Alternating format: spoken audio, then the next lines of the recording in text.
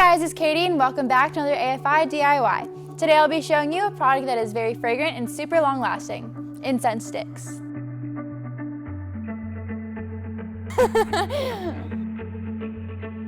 This product would be great to add to your line because it's super easy to make and distribute. Plus there's tons of amazing scents that you can choose from here at AFI. For this recipe you'll need a mixing spoon, dipropylene glycol, which is better known as DPG, rubber gloves for protection, unscented sticks, and fragrance. Also for this recipe, you'll need a container that's big enough to fit your sticks, and today I'll be using a beaker.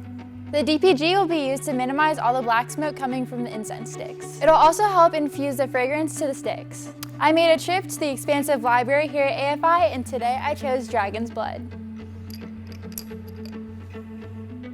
I chose this because it pairs nicely with incense sticks.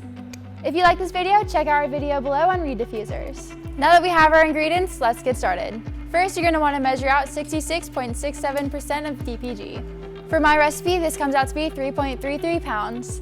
Now just pour it into the container that you intend to soak your sticks in.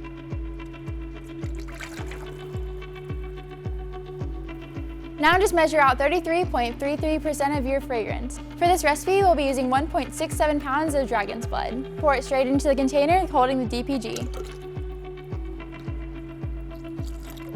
Grab your spoon and mix it well. It smells so fresh. Now just grab your bundle of sticks and soak it into the mixture. We recommend stirring it around so it can fully soak in. Just let it soak in the fragrance mixture for 24 hours. For this part, you're going to want to wear gloves. We're hanging it over an empty container so we can make sure we catch all the excess fragrance. The fragrance won't be wasted and you can use it in your next batch. Now just wait another 24 hours to let them dry. After 24 hours, they're ready to use.